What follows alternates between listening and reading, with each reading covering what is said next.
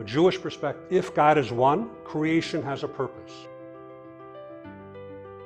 But let's talk about Jewish theology, how this differs from Christian theology. In Christianity, who Jesus is becomes central to understanding the nature of God. In Christianity, without Jesus, you can't understand God. Whereas Judaism begins from a fundamentally different position. The Jew says God cannot be divided, cannot be embodied, cannot be expressed in multiple persons. Jewish theology flows from that starting point. This is not a critique. It's just a different conceptual universe. It's how the Christian and the Jew look at the same thing differently. Two starting assumptions lead to two different theological outcomes. When the Torah speaks of God's hands, speaks of God's anger, Judaism understands these as metaphors, an attempt to describe something that's beyond language. If God literally had a body, he'd need a chiropractor.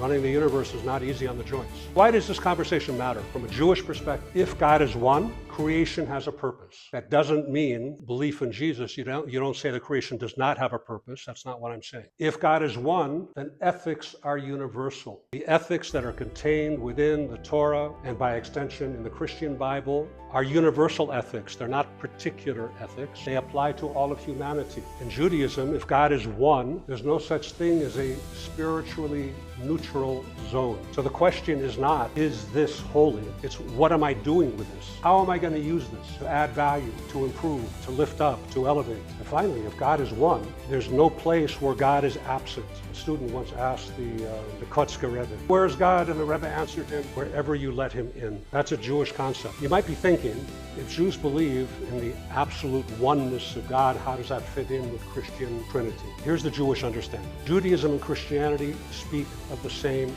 Creator. Christianity is at liberty to describe God in ways that Judaism cannot do. We cannot describe God the way the Christian does, through personhood, through incarnation, through division of attributes, because theologically, Judaism maintains that by dividing God into expressions, we're compromising divine unity. For the Jew, not for the Christian. Judaism does not judge anyone else's relationship with God. We simply describe our own relationship as our tradition has received. There's a famous story. One of the founders of the Hasidic movement, his name was Shneur Zalman of Liadi. He lived in the 1700s. He was leaving his town of Liadi to go to another town, had to go through the forest. Wagon driver, who was Catholic, before he whipped the horse to go, did not do the genuflex, the Catholic genuflex.